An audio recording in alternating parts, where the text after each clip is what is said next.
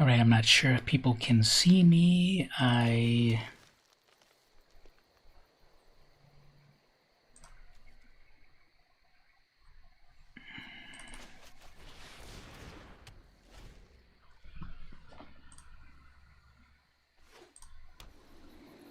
Am I visible here?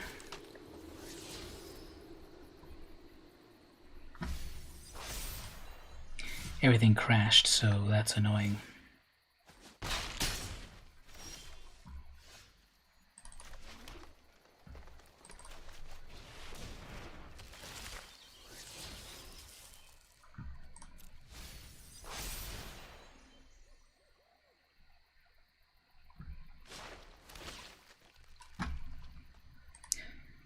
Just trying to get all my items back.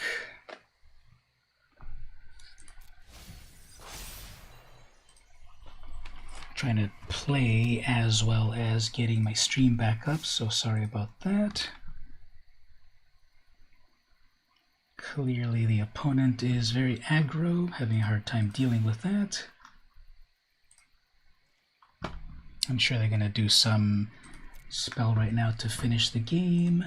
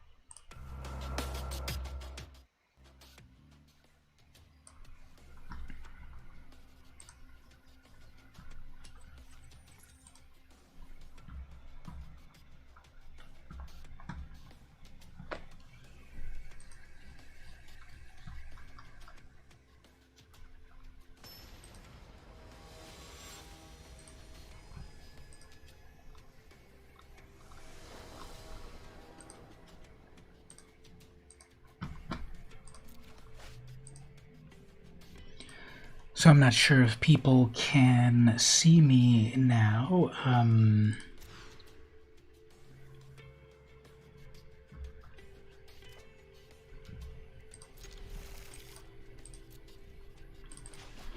Everything crashed.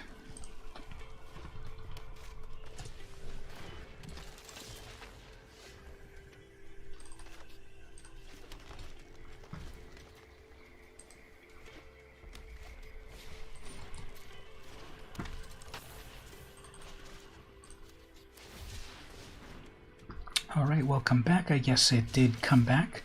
Everything crashed for some reason, so...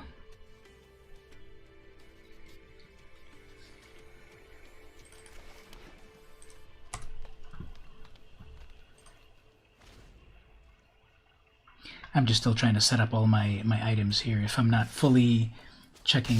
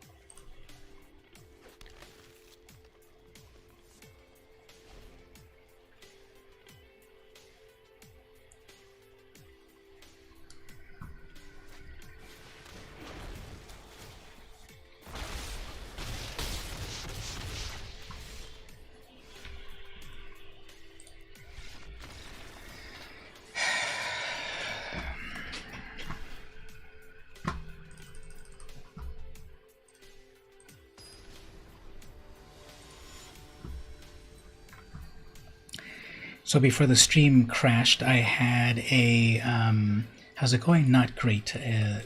Before the stream crashed a moment ago, and I had a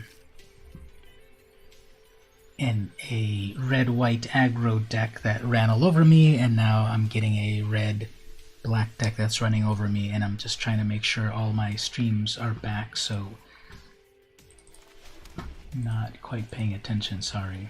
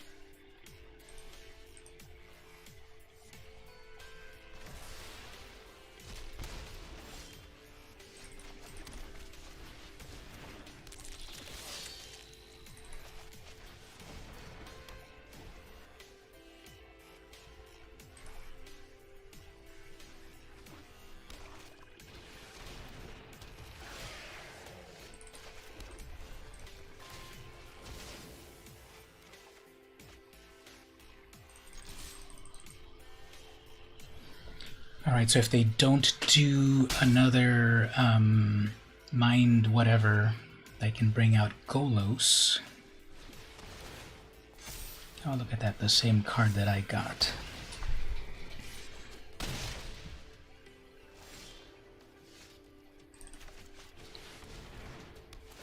If I can kick that Varix,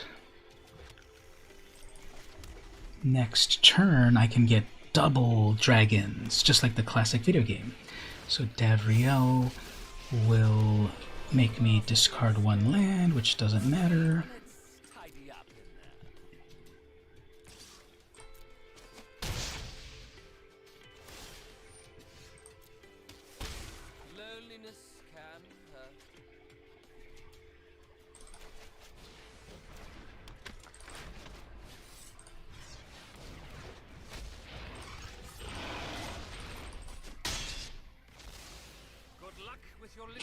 So hopefully that Dragon Master lives, because then that'll start to make a bunch of dragons.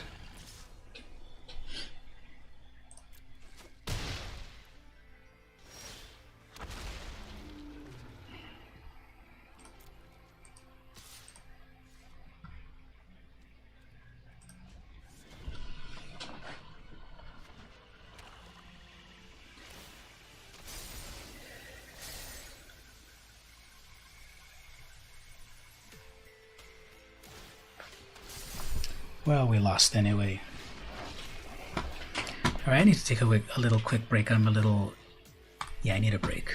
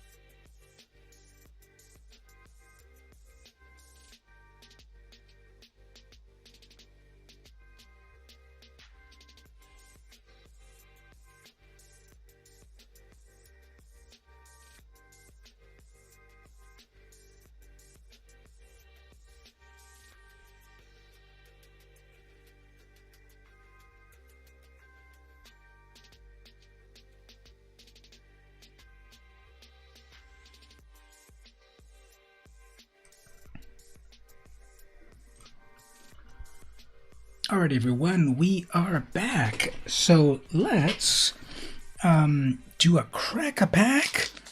I have here a Commander Legends booster.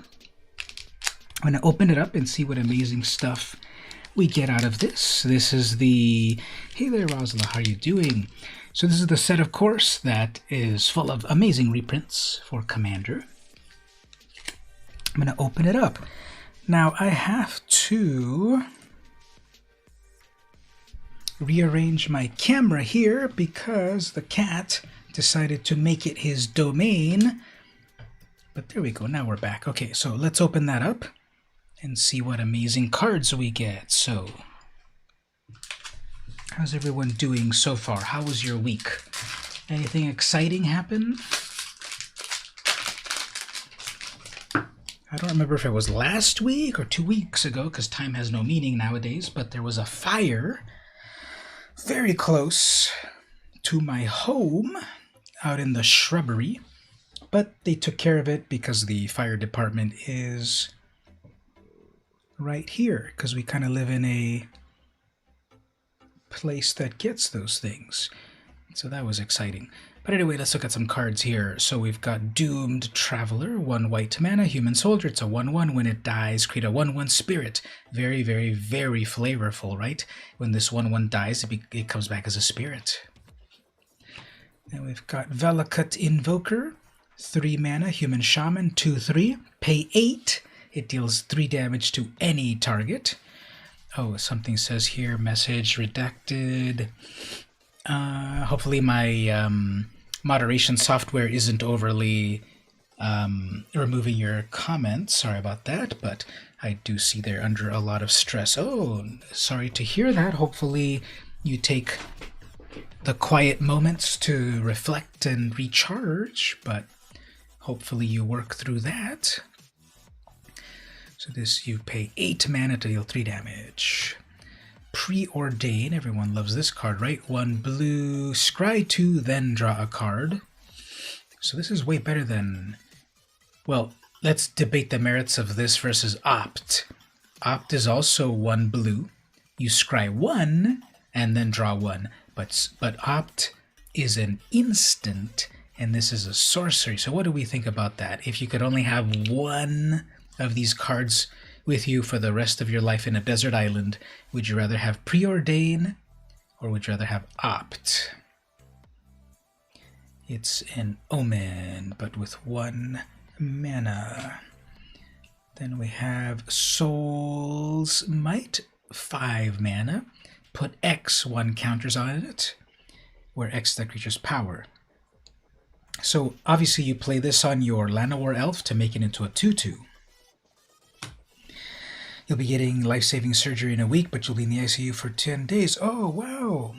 That is a big event that is about to happen. Well, we're going to send you good vibes, and hopefully your recovery will happen way sooner than that.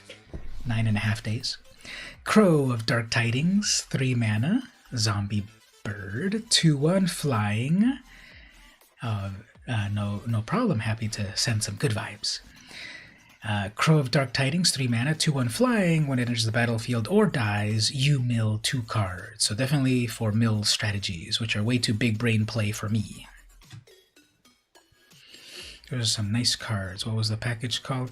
This was the Commander Legends, the last non-standard set with 20 cards per booster, but then they triple the price. No, not that much, but it's more expensive than a regular booster, just like $1 or $2. Elvish Doomsayer, 2 mana. It's a 1/1. When this dies, each opponent discards a card. So it's the opposite of that other Elvish Visionary or something. When it enters, you draw a card. This one is the opposite. Opponents mill cards. Then the Azure Fleet Admiral, 4 mana, human pirate. When Azure Fleet Admiral enters the battlefield, you become the monarch. This cannot be blocked by creatures the monarch controls.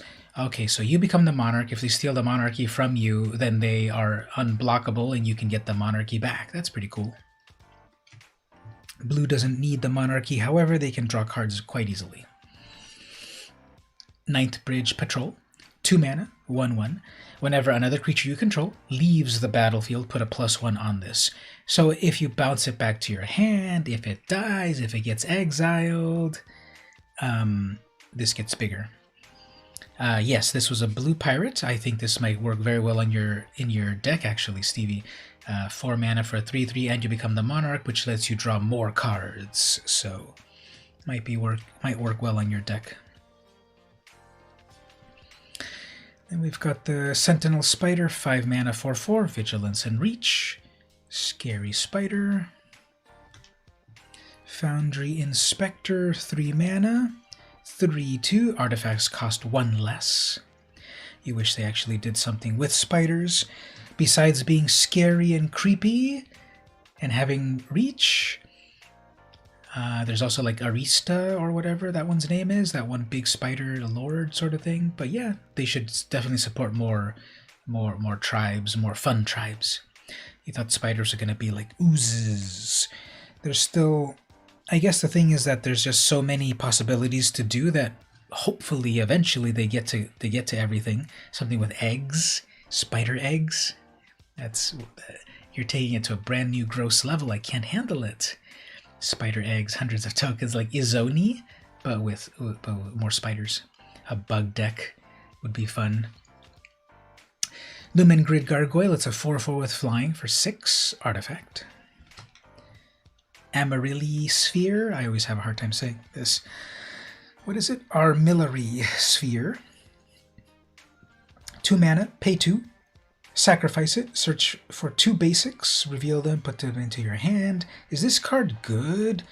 Do people actually like this? I know it's sort of like Traveler's Amulet. It's like a it's like a more budget Traveler's Amulet, right? Because 2 mana, get 2 lands, deck thinning, you get 2 lands, I guess. For draft, this is fine for draft, but for full constructed, this is too much. Just wondering, is the Fairy Tale set worth it? Well, you mean Eldraine? For the decks that you have, which are pirate and dinosaur focused, there's no real support in Eldraine for those decks, Stevie, but for the flavor and the cards, the Throne of Eldraine cards are some of the most powerful cards in current Standard. So it's worth it in that sense. A lot of powerful cards, but not exactly for the decks that I know that you currently have. I remember the theme being good. Yeah, the theme is good, but maybe not for your pirates or dinosaurs, but it's good nonetheless. But you put the lands in the hand. Yeah, exactly.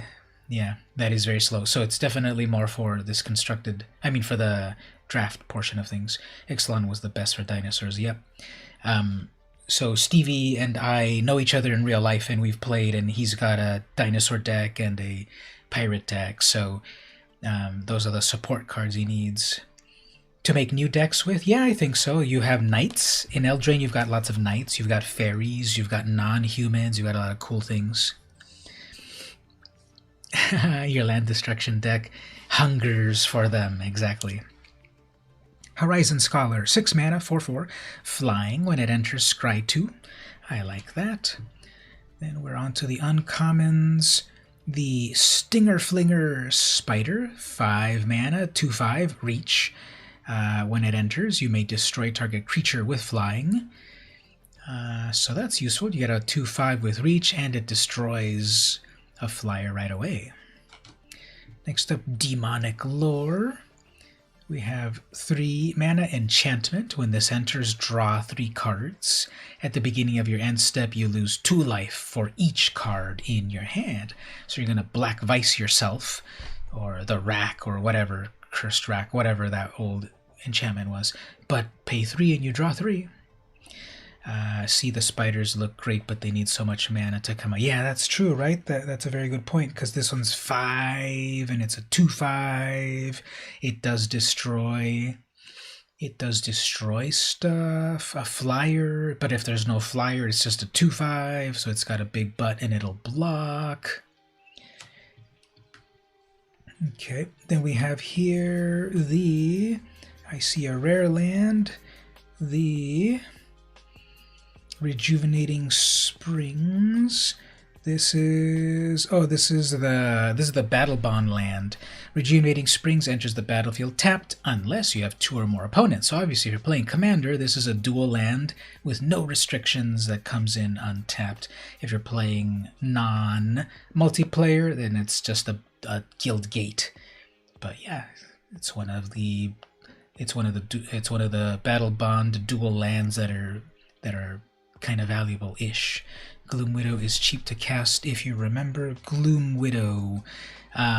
Possibly how from we can look it up in a moment. Remind me in a moment. Gloom Widow sounds cool. Next up, then we have Araumi of the Dead Tide, 3 mana, 1/4 Merfolk Wizard. So the professor would love this card. I'll gladly trade him.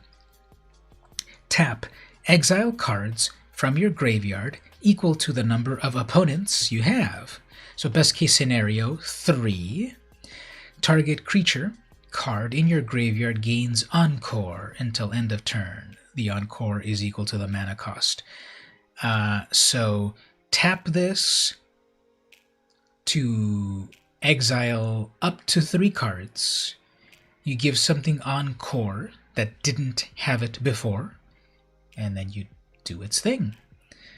So that's a huge wall of text. I was just listening to Magic FM with Gabby Sparts and Mashi Scanlon, and they were talking about oh, never mind, this is Demir. I was about to say this is Simic.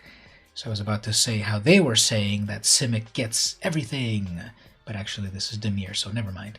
I got confused because how many Merfolk have black mana cost?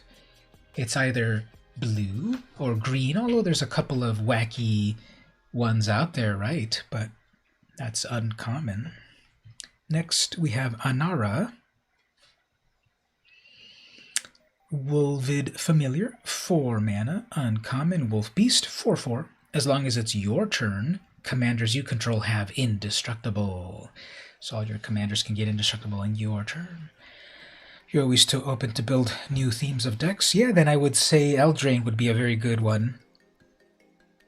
Because we've got Knights, we've got a cool human theme, non-human theme, some cool stuff in there. And it's got Partner right here. Next, we have the foil Codex Shredder. So even during the magical realms of Magic, they have paper shredders right here. So 1 mana, tap it to mill a card. So it's a millstone. 5 and tap. Return target card from your graveyard to your hand. So if you mill yourself, you can bring stuff back. This is the foil one. And then Prismatic Piper, which I believe is in every single pack. So that's the 3/3 for 5 that lets you pick any color and partner. Obviously only important for draft. And a soldier token with a make new friends that stick together forever. And it's got the Llanowar Abomination. Alright, so what is everyone's pack 1, pick 1 here? I like Anara to protect my commander.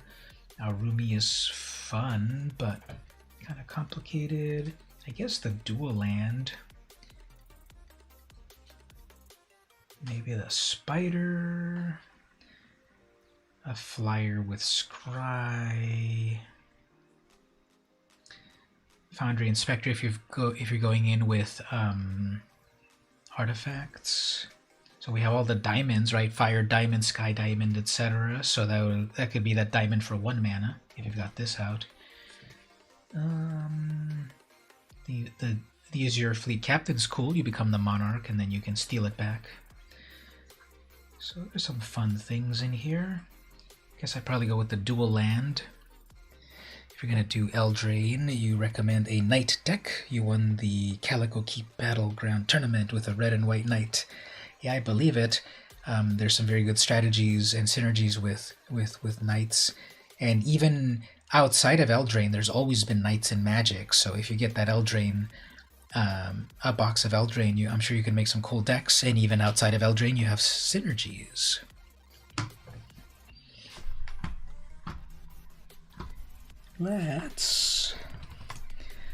I'm curious about, you said that one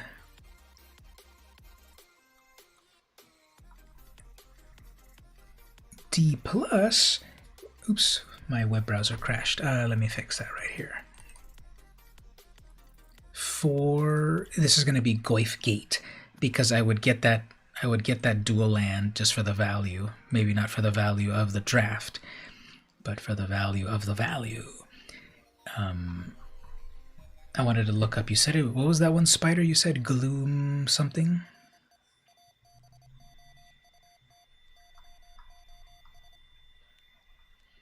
Gloom Widow?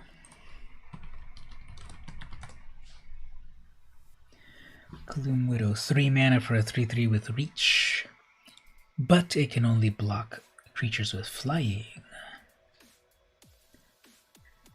We have Gloom Widow's Feast, 4 mana, instant, destroy target creature with flying.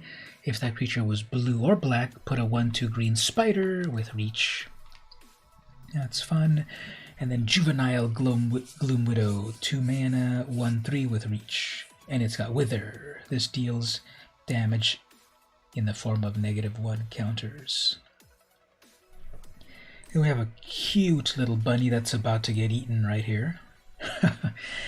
It looks extremely cute. It's like galloping and kicking up dust and everything, and then like a very evil looking spider face.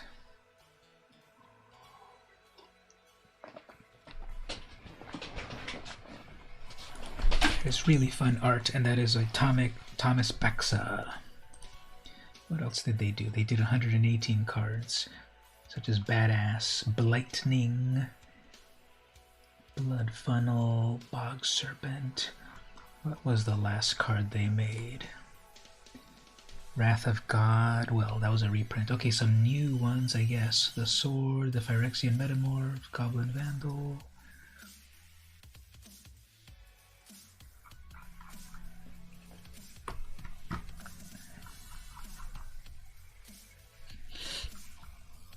Dragonlair Spider. Let's look at that Dragonlair Spider.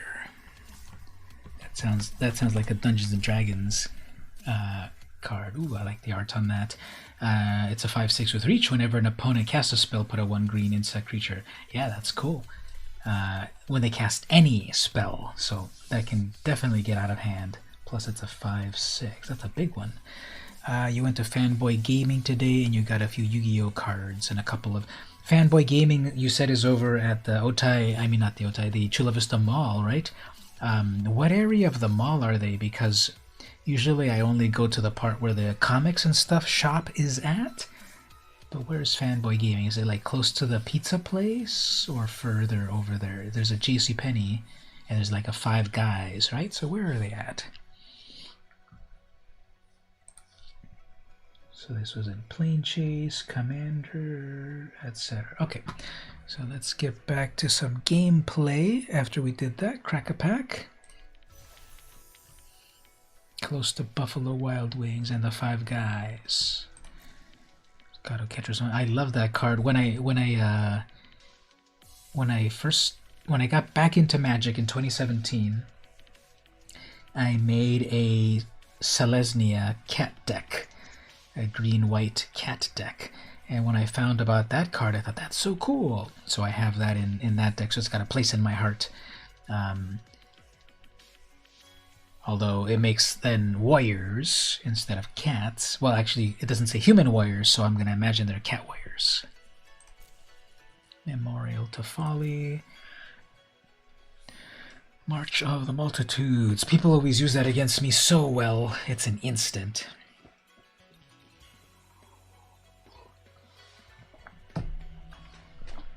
Okay, got those prizes. Hey there, JC. How are you doing? Welcome to the stream. I just finished doing the Crack-a-Pack. I am going to do a little bit of Brawl. Also, if anyone wants to 1v1 and such, I'm open to that. But I want to do a little bit of Brawl. And March of the Multitudes. That's very handy. Instantly make a bunch of things, convoke it. I've been playing with this weird mono blue Jace deck. Let's play with that a little bit. So as we see there on the schedule, we're at the Brawl portion of things. Then we've got one more Crack-a-Pack after that. And then maybe we'll talk about Kaldheim and do other things and so forth. And as the game loads up, let's do the question of the day. Today is the 16th, so let's see what the question of the day is for the 16th.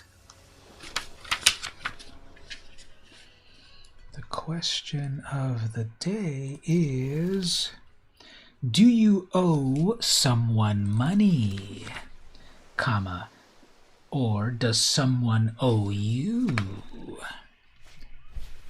Shadow Spear. I've been seeing Shadow Spear over and over, but I guess that's good because they have a veto. Well, at least I got my Ominous Seas turn 2, so I can live with that. Rosla, thank you so much for that super chat, or whatever YouTube calls it.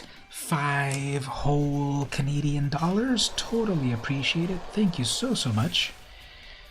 And it is incredibly appreciated. That's a great way to ring in the new year. So, are they going to equip the Shadow, or are they going to get greedy and bring out Veto? They're probably going to bring out Veto. So if they bring out Veto, I can tap down Tiamat. Even if they attack with Tiamat, I can still tap it down. Oh, they're doing Ayara, okay. Yeah, you're a parent, you're always owing. Alright, we got a lot of capturing stuff here, so we can do double capture right here. Watch. The opponent will plot after I do this. Because now Ayara can't do anything, Tiamat can't do anything, nothing can get equipped. I'm totally slowing down the opponent. Fanboy Gaming is hosting Magic tournaments on Fridays. The more participants, the better. You can check them out at HTTP. My software blocks links, but I think I have an option where I can allow them, but I have to check that one moment. Into the Royal Cat. Okay, so they've got their action happening here. So I can start to make Krakens.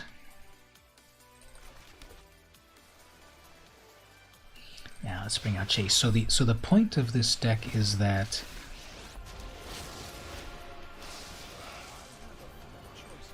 I just make a lot of Jaces and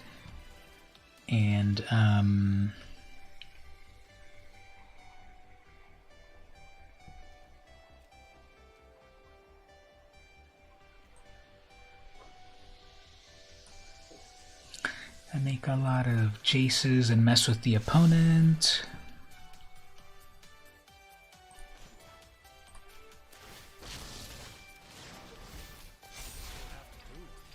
Then eventually I make Krakens out of the Ominous Seas, and I also have Kiora and all of that good stuff. So,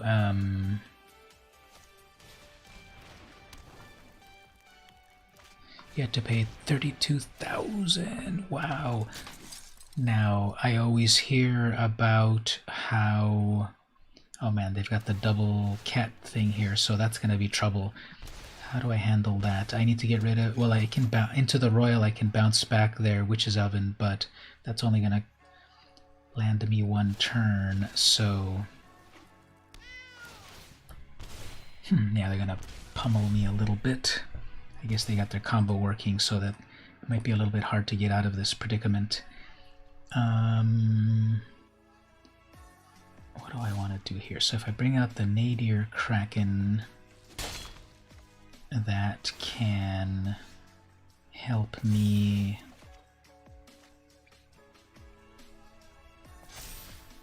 make blockers, but they're going to get double action out of the...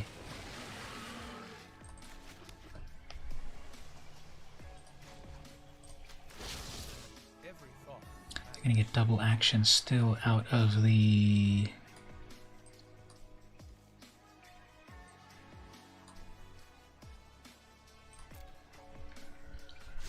Witch's Oven.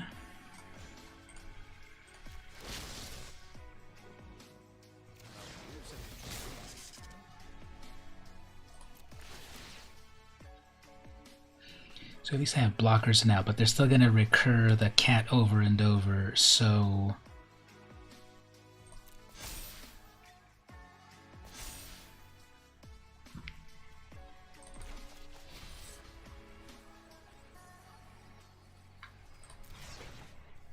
One, two, three...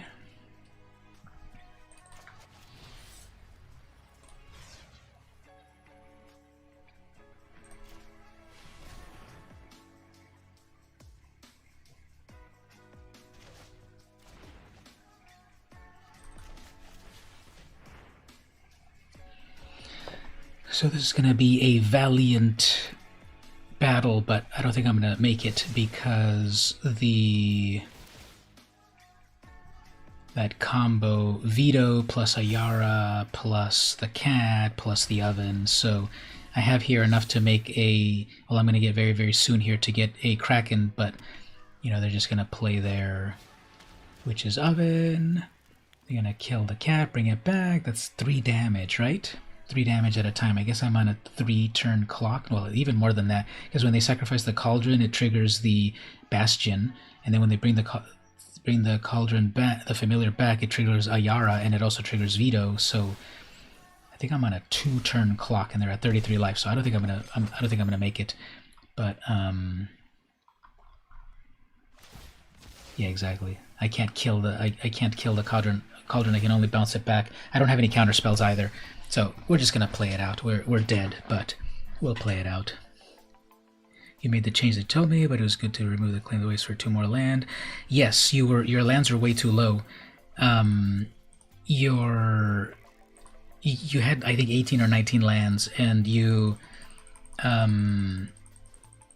just because you have mana producing creatures, you shouldn't remove lands as well, because mana creatures are more fragile than lands. Unless you're Rosala, who loves to destroy lands, your lands are going to be a little bit harder to get destroyed. Your creatures can get easily destroyed, so you spent mana to summon a mana creature, and then someone kills it, so you've lost the mana.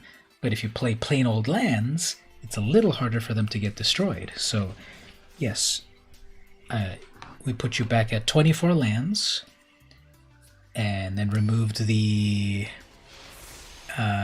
Reclaim the Wastes, because Reclaim the Wastes was only getting you the lands to your hand, not to the battlefield. So that was also a little bit of slowness.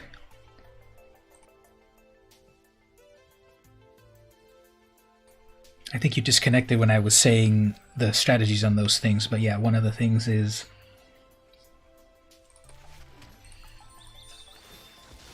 that it's better to get the land directly onto the battlefield instead of to your hand.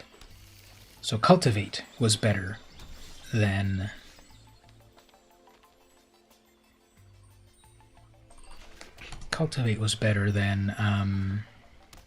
that Reclaim as well.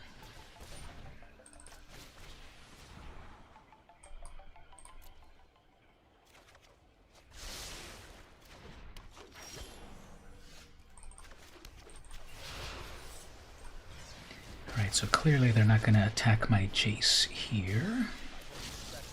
Let's see Dasher Octopus. It looks like art from the creator of Akira. You mean Katsuhiro Otomo? Yeah, all of the all of the... Oh man. Alright, so...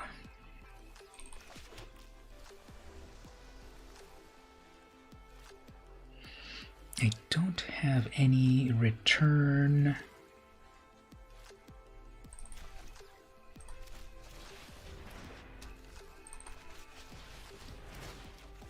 I don't have any return spells. And let's see if they go after my... Oh, there we go. There's my spells. That's perfect. Capture Sphere. Capture Sphere to stop that Yorvo. You can counter green decks with Conundrum. Confounding Conundrum. Yeah. Do I have that in here? I don't think so. I don't think I put any counter spells in this. I wasn't going with that sort of strategy. It was just a lot of card draw. This is the strategy. It's a bunch of sea creatures. Chase is friends with sea creatures, and the okay, so they went after my planeswalker instead of me. That's fine. When I kick it, it'll be even better. So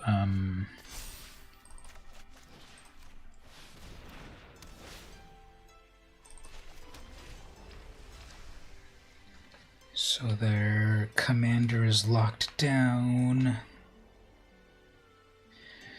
You have a few lands which can help you get land fast, like Cultivate, Reclaim the Waste. You have a few cards. Well, again, Reclaim the Waste doesn't really get you the land exactly how you think, so be careful about that. Alright, so if I bring out my commander again... Oh, I need 7 for that, whoops. If I bring out my commander again, that'll just be another target for them to go to. What kind of deck is yours? A control deck? No. A control deck is oftentimes blue-based and white, because you're controlling the game, you're controlling the opponent, like not letting them play their own cards with counter spells, locking down their creatures with like some of these lock spells. So oftentimes that's what a control deck is. Yours is a creature-focused deck. Your mono-green deck is more of a creature-focused. It's not exactly go wide. That's another name for that when you have a lot of creatures that are going at them. Like they're kind of playing a go wide right there. So they're putting all those creatures together to get me. But so Into the Royal takes 4. At least I look like I know what I'm doing. Okay, so if they attack me with something, I can kick it back for 4. I have 6 in total, 4, 2 left. I guess what we'll do here, that 3/5, but that's all my 6 mana. Beatdown deck. Yeah, I don't doubt they have slightly different names. 1, 2, 3, 4, 5. They have slightly different names because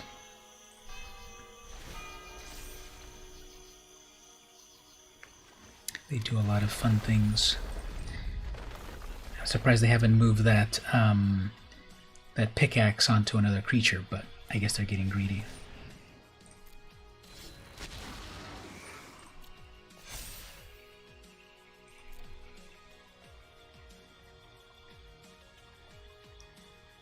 Three, 4, 5, 6, 7.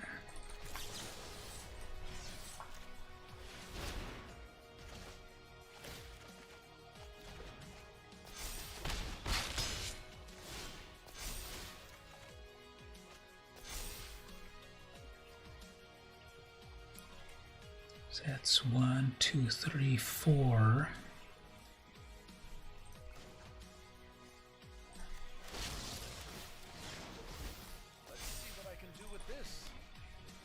If I can draw one more card, I can have a Kraken, such as Field Research. Do I have enough for this? I can get 3, 4, 5, 6, 7, 8. 4, 5, 6, 7, 8. Do I have 8 mana? 5, 6, 7, 8. I do have 8 mana. Okay. Let's bring out one blocker. Let's draw a card. 2 cards.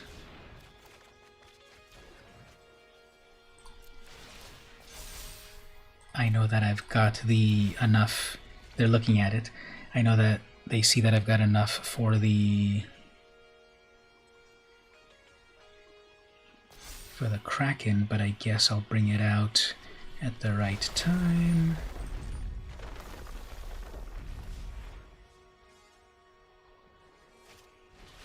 Bring in an 8/5, sure.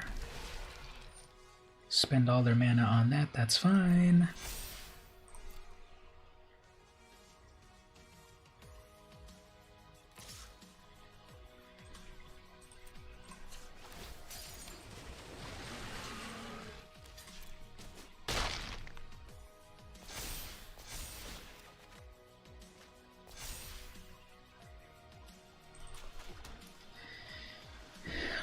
What else? As long as I get some lockdown cards, we will be good.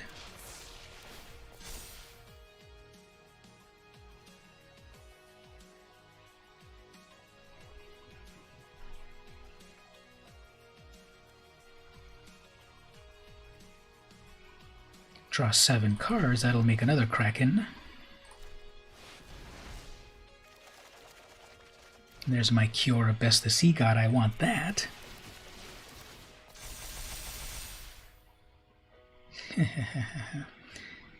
And I can Bubble Snare this, yes. Draw another card, sure. Evolving Wilds. What do I want to discard? Do I need that Evolving Wild? I'll discard a regular land. Then I can make another. Let's just make the Kraken now to show a force right here. No attack. So then I need to discard 4. Okay, I guess I don't need these lands. Guess the Evolving Wilds, I can use that to thin the deck a bit.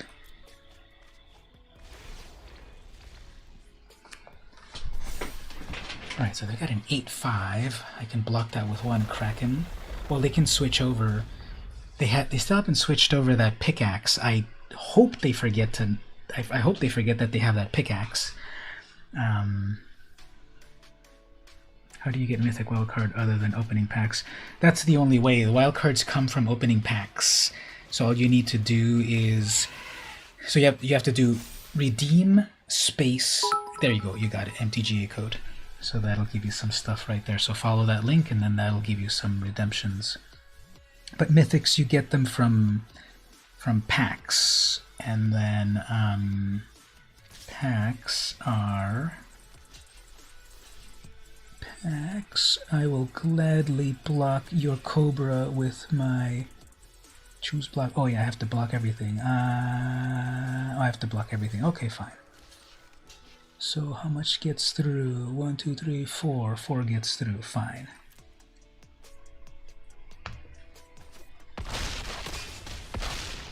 Down to 2 life, but they draw cards. Okay. How about another Kraken? And then I get to steal something next turn. Yeah, I'll draw a card. Do we need a Cherex? I can't really cast it yet.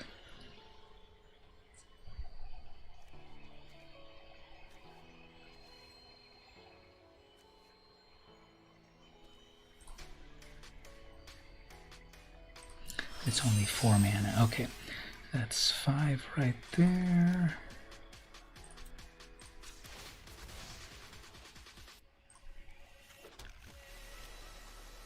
Can mutate that as a 2/2 and draw me a card, and actually they get a 6/6. Where did that Honey Mammoth even come in? I didn't even see it.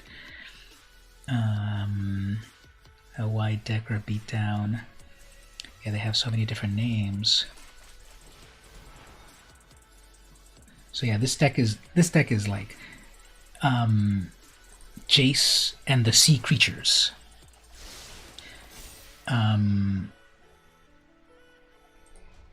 Because I have a Shoal Kraken, I have the Ominous Seas that makes Krakens, I have Kiora Best the Sea God, which also makes Krakens, I have this Serpent of Yawning Depths serpent, I have Charix, the Leviathan Crab, I have a Spined Megalodon. Oh man, Kolga. Anyway, mine lit. Oh, I guess that one dies, but fine. Still have 2 blockers. No, I'm dead now because they're gonna attack with their 6/6 and then their other ones. So, well, it was a valiant effort.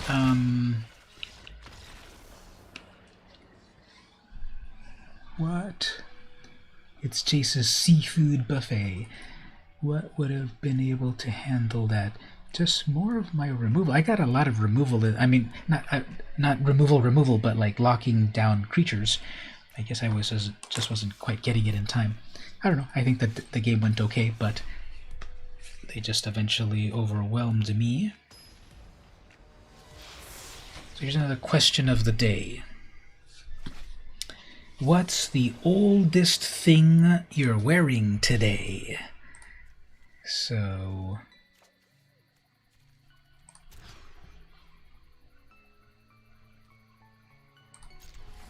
now, truth be told, all of these mutate decks are often kind of tricky to deal with, but they picked one that's a high casting cost, so maybe we'll be okay.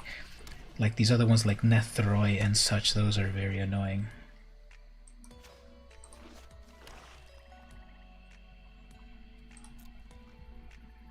So Waker of Waves sort of has Surveil, sort of.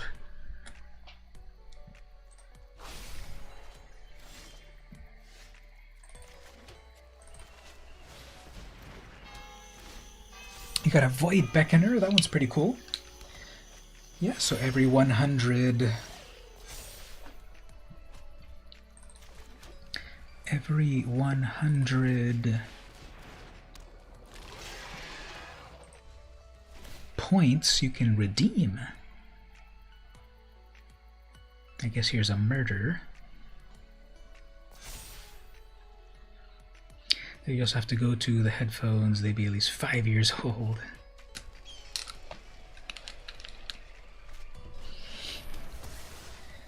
Obvious is obvious. Okay, so we get the bubble snare that. They're about to get into their, oops, that's, never mind, that's got vigilance. But...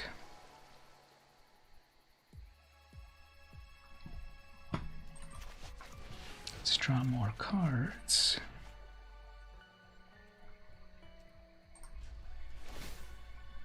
So they're at enough mana now, right? 4, 5, 6, 7, 3, 4, 5. You had your headset for 2 or 3 years.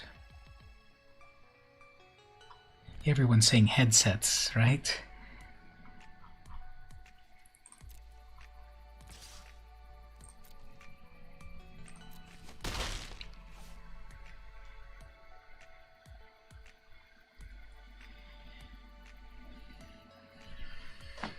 Okay, next turn I can bring out a Kicked Chase, or I can lock down Kahira.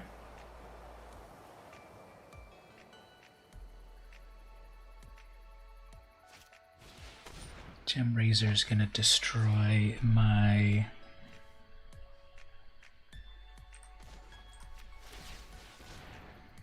it's gonna destroy my clock.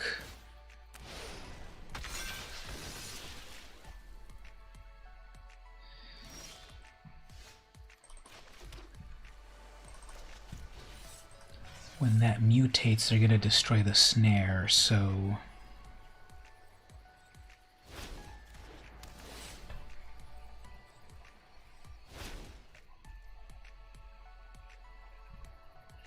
I have codes because I am a sponsored Wizards of the Coast creator. I'm in their creator program, and they give us some perks, and some of those perks are to give the community some perks.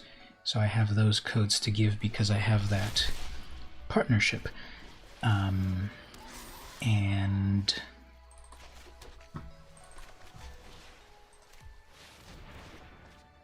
besides that,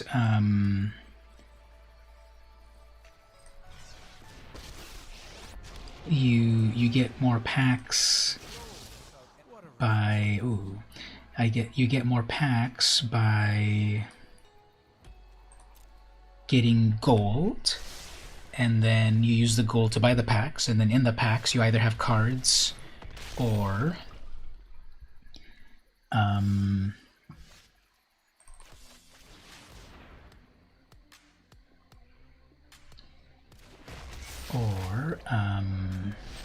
wild cards. So if they can't destroy my enchantment next turn, I'm going to steal their commander. Whenever this creature mutates, return stuff from their graveyard, but there's nothing meaningful in there, is there? Yeah, if you go hit my commander, I guess you can do that.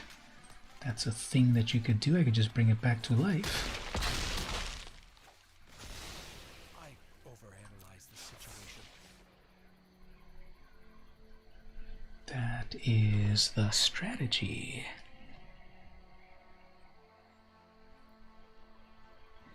Sorry, did I miss someone? Good night. Alright, they can't murder my hexproof creature. Now, are they going to...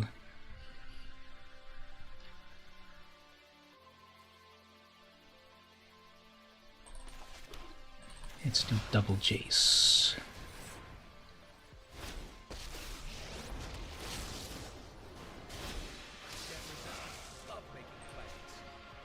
Okay, so let's scry up something first. Kraken is 5. Scry some more off of that. Serpent. This would make my things unblockable.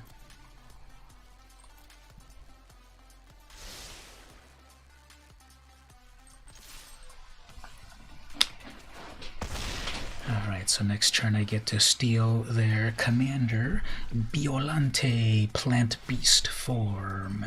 This is not even my final form. I can turn into a salad. So if they steal my own, yeah, they're gonna murder their own. You hate to see it. They're gonna kill their own commander.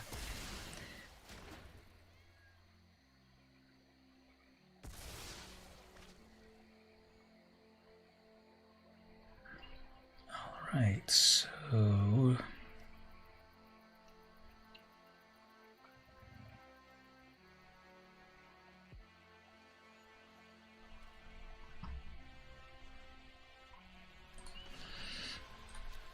So this is speaking of which, this is somewhat of a controlled deck here, and as you can see here, what's going on is like I'm not counter spelling and stuff, but I am controlling things in terms of I'm locking down their creatures, I'm bouncing creatures back, I'm drawing cards.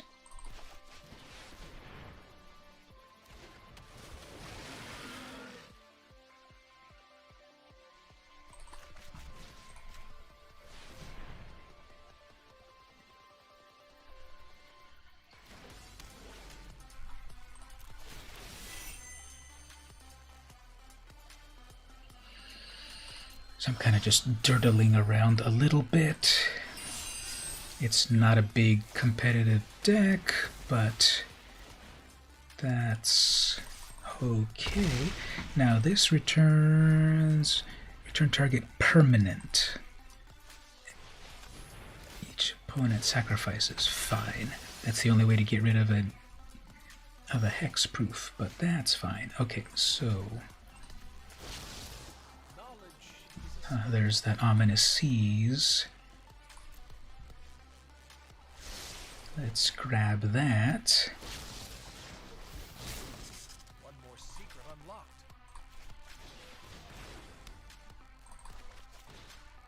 Draw 7. Put 7 counters on that.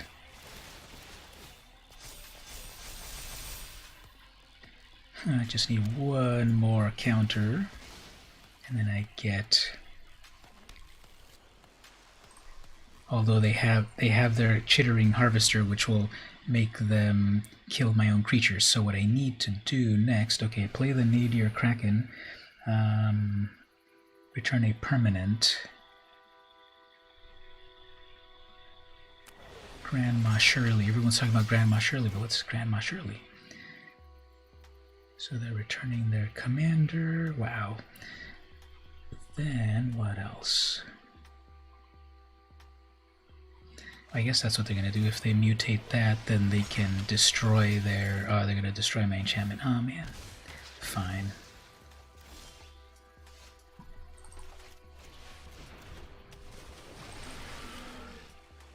Let's draw some cards.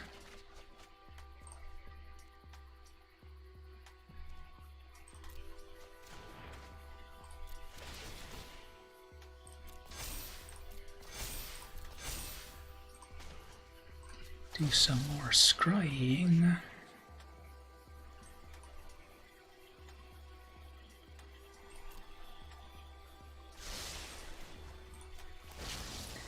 See, part of the way this deck wins is by annoying the opponent. Felidar Retreat, the land drop. Sure. This is when the opponent rage quits.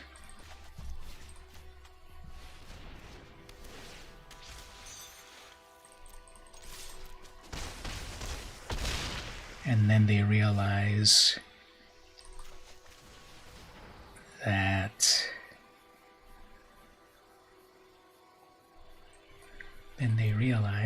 the Jace's seafood buffet is all you can eat. See? So, ignore those two other losses. They were this close, right?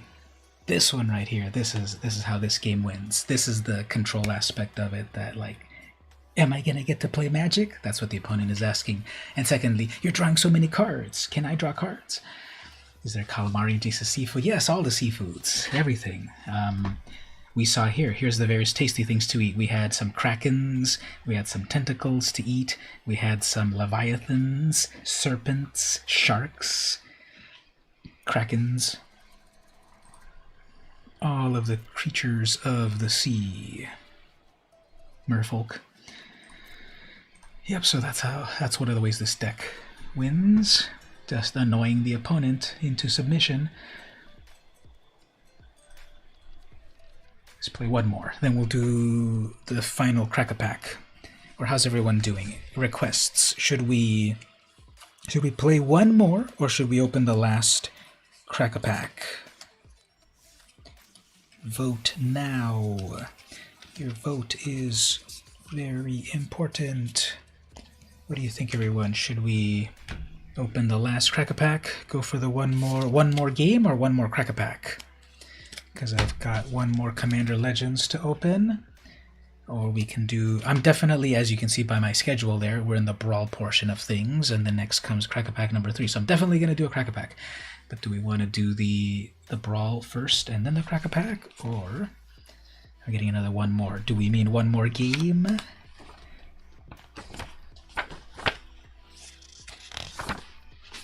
Probably mean one more game, right? We got 2 votes for one more game.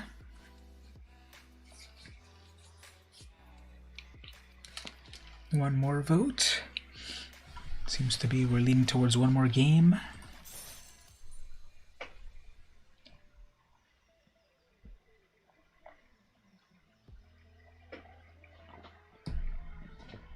Let's do one more game of Jace's Seafood Buffet. Okay, let's look at another game. Another question here. Question of the day. List 3 foods you ate today. I guess you don't have to just think of today, but in any amount of time. List 2 foods that you ate recently. I would accept that. Right, so Phylath, they're going to want to ramp into a bunch of things, bring out a Phylath, get a bunch of plants out. If I have like the Into the Royal and such, I can bounce those plants back. You got stir fry and chicken fried rice. Sounds pretty tasty.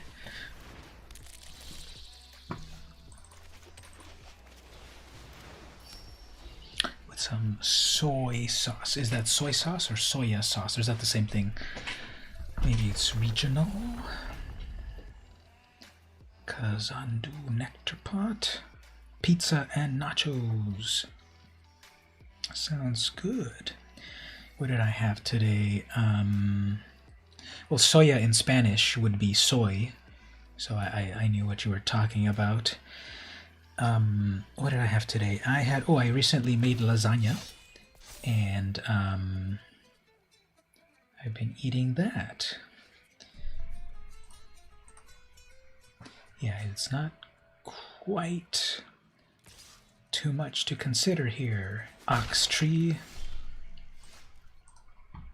Anyways, I can throw back that. I can tap both of these. Yeah, let's just hold them off a little bit longer. Next I can bring in a kicked Jace.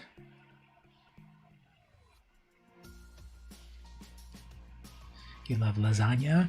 So this was a keto lasagna. So it was pasta free.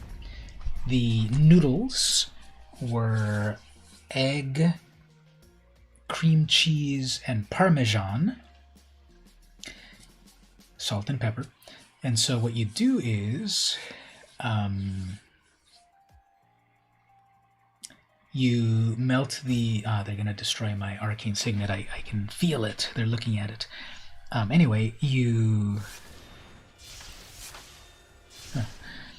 yeah, is that an abrade? No, there's no abrade here. They can still have enough to destroy the signet. Yeah, there it is. So the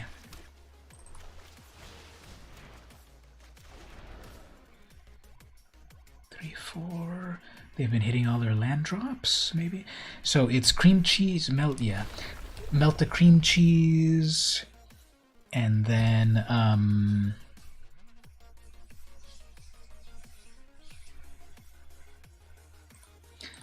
melt the cream cheese and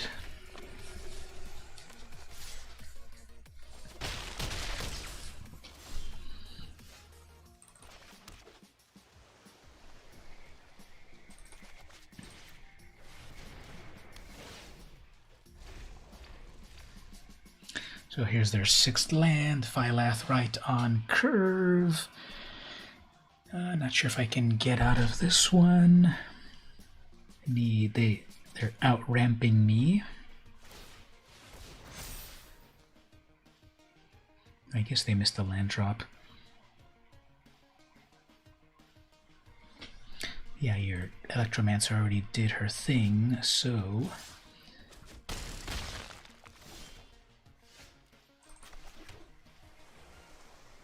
can bring out my 4/6 Kraken. I guess I need a blocker.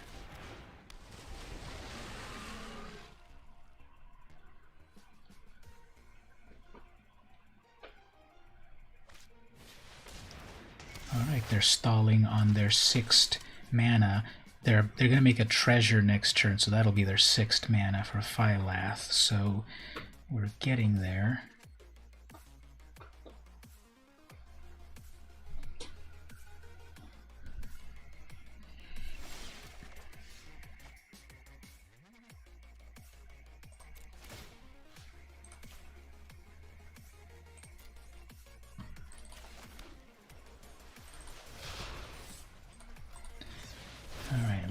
let's set up over here. Must consider the consequences. Every thought matters. 5, 6, 7. 6, 7. I have 7 mana. Bring in a 7, 7.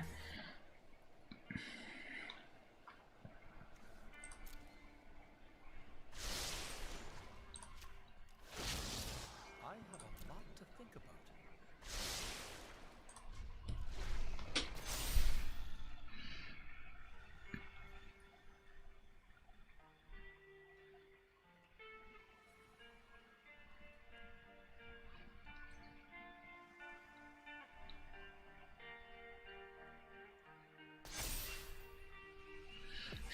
If they put the counters on that, then they can't also put the counter on the nectar pot. They should have put it on their 1/1. Yeah, because see, you just tapped out. Yeah, reading the card explains the card. Anyway. So that might have been a misplay. What was the artifact which would let you draw the card? There's a lot of them. Golden Egg is one of them. 2 mana, lets you draw a card, and then you can sacrifice it to gain life, so that's a good one. Golden Egg I recommend. There's also something dart, poison dart, something dart, and Every problem has a solution.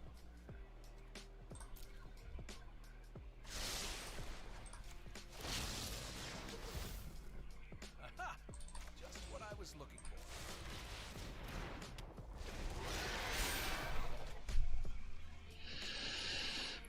Alright, so let's see. This is game over if they remove my blocker.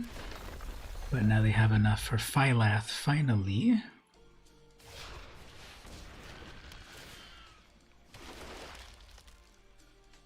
They're out of mana.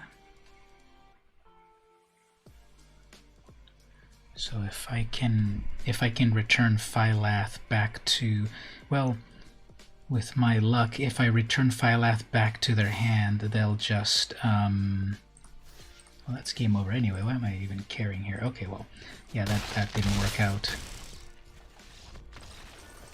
All right, let's look at the Crack-a-Pack. Let's look at the final pack over here of Commander Legends. So on the 2 that I've opened up, I really haven't found anything that I like for my decks. But let's see on the 3rd pack.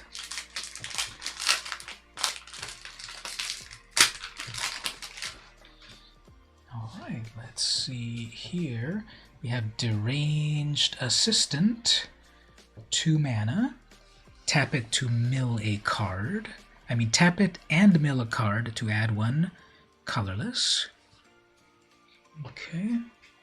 Universal Solvent, I have this in some of my commander decks. 1 mana artifact, then pay 7 to destroy any permanent. So destroys even lands or anything like that, so that's fun. 8 mana in total to destroy a permanent, but it's any permanent, including pesky lands, like their Dark Depths that they're about to pop off with. Boarding Party, okay, there's a pirate card right there. 6 mana. Pirate, 6/3 with haste and cascade.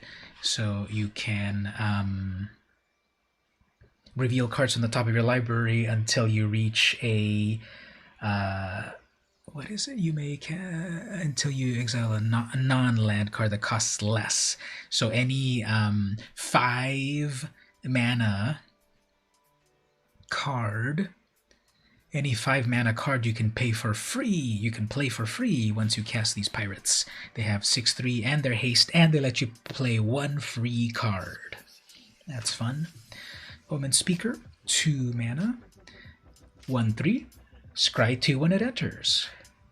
Her prophecies amaze her, even as she speaks them. Inspiring Roar. There's our boy Ajani on the art. 4 mana, put a +1 counter on each creature you control. That's a sorcery. So that's cool. That's part of that go wide strategy, or beat down. Once you've got a lot of creatures out, make them all big and beat down your opponent. Skyraker Giant, 4 mana, creature giant, 4/3 with reach. So just a big old giant that can reach. She will not be content until hers is the highest head in the sky. Another Foundry Inspector, cost reducer. Ghastly Demise. What is going on in this? This poor bird has ended up in a hentai film or something. I don't know what's going on here. Ghastly Demise. 1 black, instant. Destroy target non-black creature if its toughness is less than or equal to the number of cards in your graveyard. So if you have 0 cards in your graveyard, this does nothing. If you've got 3 cards in your graveyard, then it does something and such. Anyone can snap her fingers and yank a soul. I prefer to kill creatively, and that was by Braids. Dementia Master. Angel of the Dawn, 5 mana. Angel, 3/3 flying. When she enters, all your creatures get +1 and vigilance until end of turn. That's a pretty fun card there. And we've got the Lys Alana Bowmaster, 3 mana, Elf Archer, 2/2 with reach. Whenever you cast an elf, you may have Lys deal 2 damage to target creature. So that's sort of like a Terror of the Peaks, but mini. Eye Blight Colors, 5 mana, 3/3. When this dies, create 3 1/1 Elf Warrior creature tokens and mill yourself for 3. Command Tower, everyone's favorite land in Commander. Command Tower. So it's common. Has this always been common, or did they make it common in this set? I just feel like this land is too special for it to be common. Spectral Search. Oh, this one's really fun. 3 mana, tap it, choose a player. That player adds 1 mana of any color. So most of the time you're using it on yourself to give yourself mana, but once in a while you might do politics with your opponent that is a friend for the moment.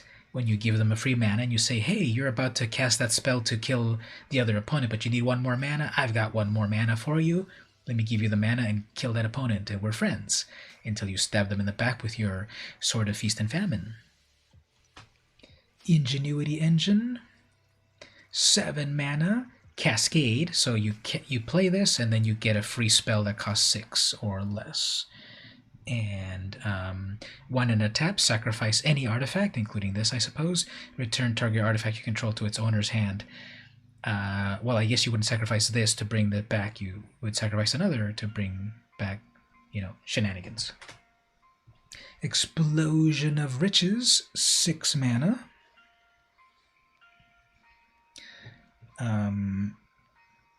Sorcery. Draw a card, then each other player may draw a card. Whenever a card is drawn this way, Explosion of Riches deals 5 damage to target opponent, chosen at random from among your opponents.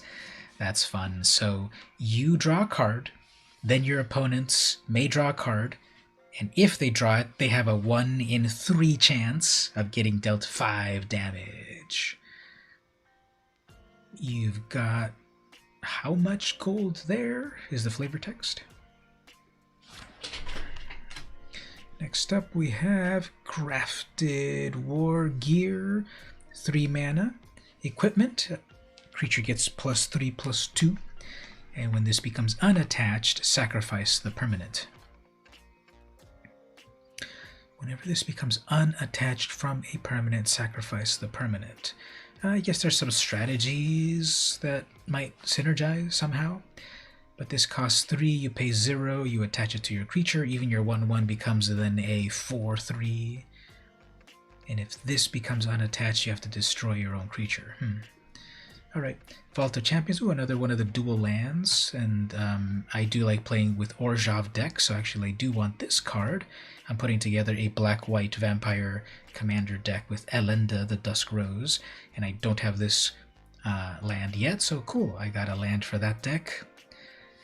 Comes in untapped if you've got multiple opponents. Where victors... Ooh, and I gotta play this card because, hey, that's me. Where victors are commemorated and moments of glory immortalized. Keskik Flesh Sculptor.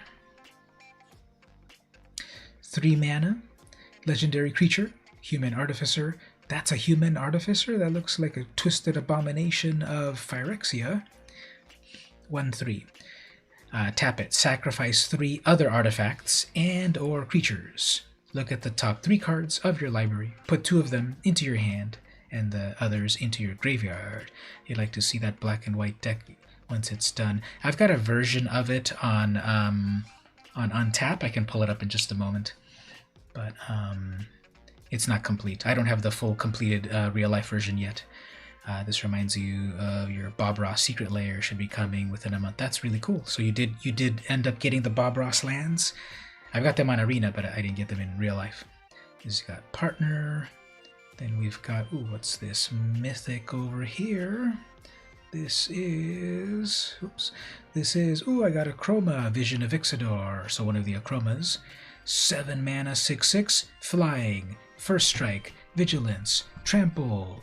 And we just got right now a little guest into the podcast.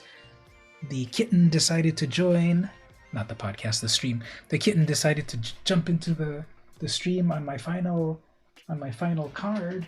What do you think of a Chroma? Should we play a Chroma in our decks? Do you want to eat? Do not eat the tasty magic cards.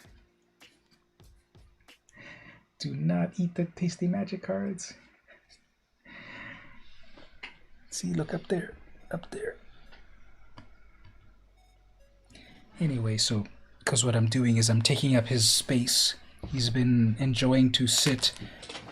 There's no space behind me, and now he's trying to grab the microphone. There's no space behind me, but he decided to find the space behind my chair and claim it as his own. So if I look like I'm sitting a little weird, it's because he's in my space. But anyway, the final card, what was I saying here again?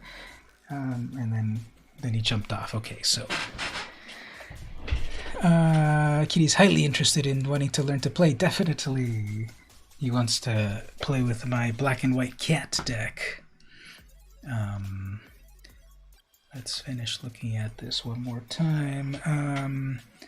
So she's a 7 mana Flying, First Strike, Vigilance, Trample at the beginning of each combat. So that includes the opponent. Until end of turn, each other creature you control gets +1 if it has Flying, +1 if it has Death Touch. Wait. Until end of turn, it gets +1 if it has Flying, +1 if it has First Strike, and so on. For double strike, blah blah blah blah blah blah blah. Huh. So yeah, that's pretty epic. So if your creatures already have that, there's a comma there, so your creatures could possibly get +2/+2, right? At the beginning of each combat until end of turn, each other creature you control gets +1 if it has Flying, comma, +1 the rest. So first of all, if the creature's got Flying, it definitely gets that one, comma. And then if it's got Hexproof, Indestructible, Lifelink, Menace, Protection, Reach, Trample, Vigilance, and or Partner, then they get the second one. So your creatures could possibly get +2, or probably at the minimum +1, unless it's like just a grizzly bear. But yeah, that's cool. I like that.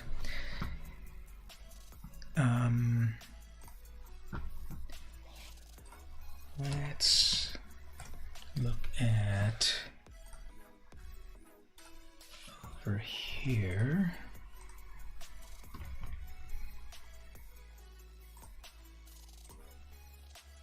So Jeweled Lotus is still 77. Huh, for some reason I forgot they reprinted Mana Drain here. I remember they printed it on that other Masters set. They also printed it here. So they have Vampiric Tutor.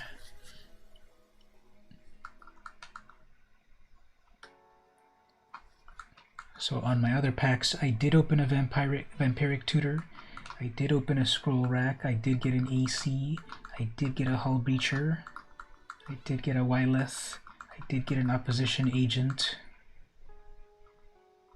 I did get a Tevesh Zat. I just got a Rejuvenating Springs right now.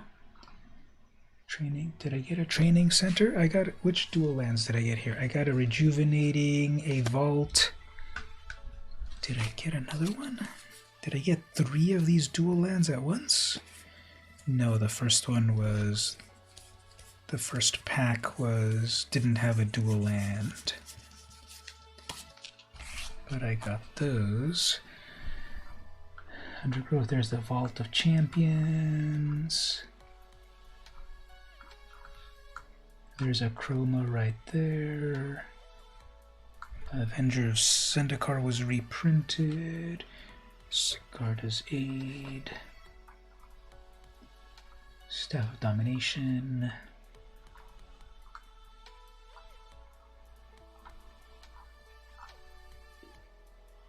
I love that Swords to Plowshares new art. Morphing from a warrior into a farmer. The smallest seed of regret can bloom into redemption. You find artifact creatures pretty interesting. Artifact creatures are cool in that they can be in just about any deck, right? So that's always a good thing. In my zeal to check out a Chroma here, I had actually one more card. Brazen Freebooter. So we got a Brazen Freebooter in foil, and that gem that she's holding looks really cool. Nice and shiny. And even like her earrings and those accents on her clothing and her sword. I think, and then her eyes also shine a little bit. It's pretty cool. Finders Keepers. So when she enters, she makes she makes treasure, that is. And then there's a copy token.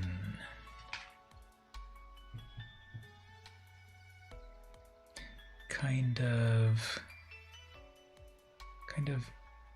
pretty surreal or abstract what this art is. It's vaguely humanoid form, but not, because it can be a copy of things.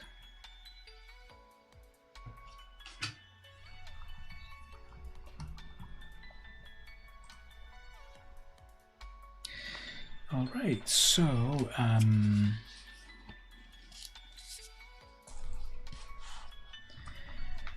I have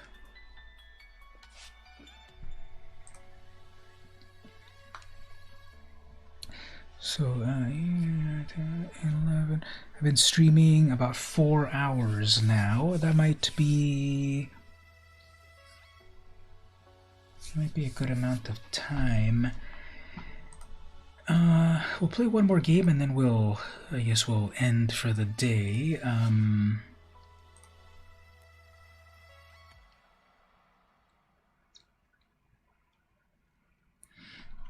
Let's try out this Nahiri Brawl deck. So, this deck is about warriors and equipment, and like more of a creature smashing sort of deck. So let's see how this goes. So we got another Vito. I see Vito played a lot. Has anyone else, as you all play here, has anyone else, what are the most common, well, I'm not quite wrapping it up just yet. I'm going to play one more game, then we're going to wrap it up, but thanks everyone for saying, unless you're all leaving and such. But anyway, I'm just Probably play this one more game, see how it goes. Okay, so turn 1 cat, turn 2. If they do the oven, I'm not. Well, if they get the oven next turn, I'm gonna quit, just because they're gonna lock into the loop. Well, I think I have artifact removal, so I don't know. Do I want to put myself through that? Sometimes it's like, yes, you'd never know the draws of the game and what's coming and all of that, but sometimes it's just way too annoying to work through something that you know is going to be annoying. So, okay, at least we got rid of the cat, so if they bring out their oven, they're going to have to sacrifice a good creature to bring the cat back, but I don't doubt that they would. As for myself, I guess I'm going to have to bring out that relic.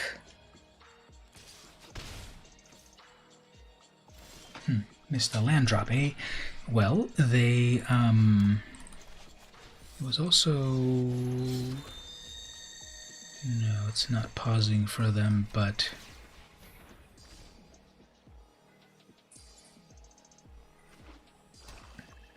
Probably they have removal, so even if I bring out my...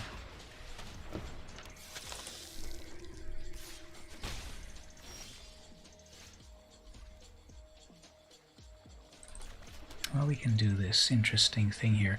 Yeah, I would rather have that auto-equip, but I have 2 equipments right here, so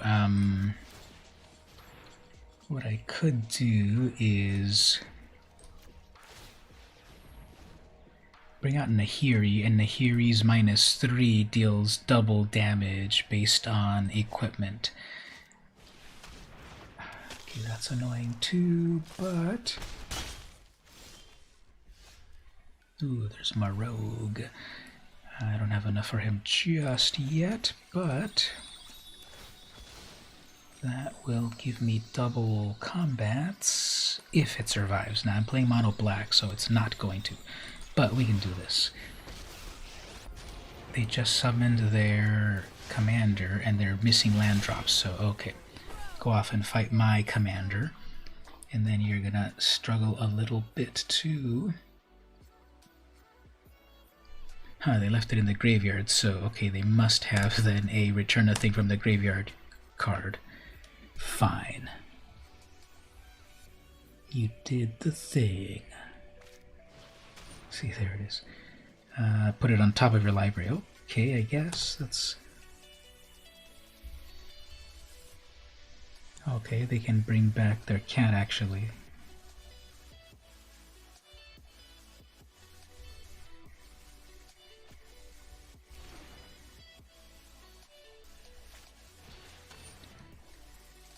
Have their own spear, fine.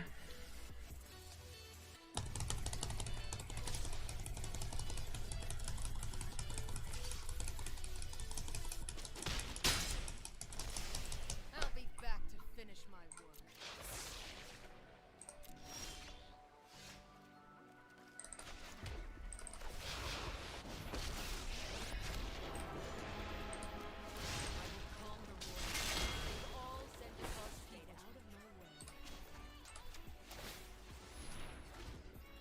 That's a really cool animation there. It's kind of over the top.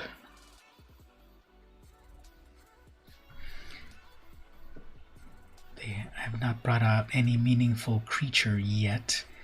Okay.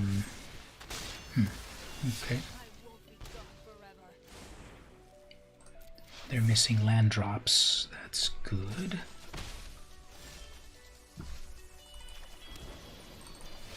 Nahiri's back again. Now what we can do here is make a warrior and then attach that, but I'm sure they're going to have removal, so then their Cullblade is finally going to grow. But then Nahiri can keep making warriors. They can keep attaching.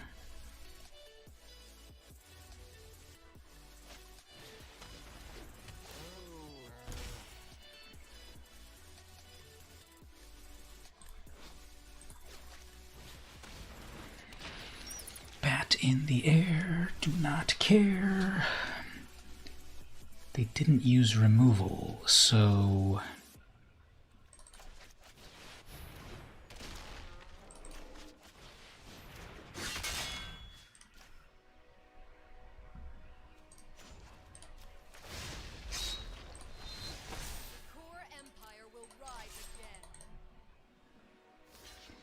Okay, they're gonna block that. I can live with that. Alright, so next turn I'm keeping that land so I can do double attacks with Marag if it lives. I'm very surprised they haven't... Oh, there, I was about to say. Where is their removal? But they've missed a lot of land drops, so that's not too much to be thankful for.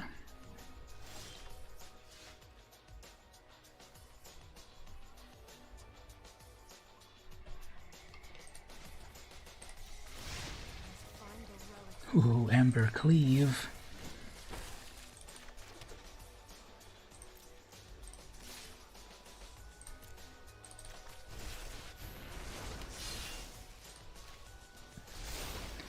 $12 damage in the air.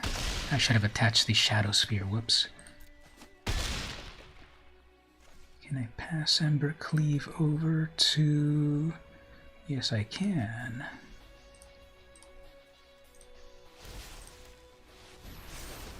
So that's double strike with lifelink. Yeah, I should have passed the Shadow Spear over to my flyer.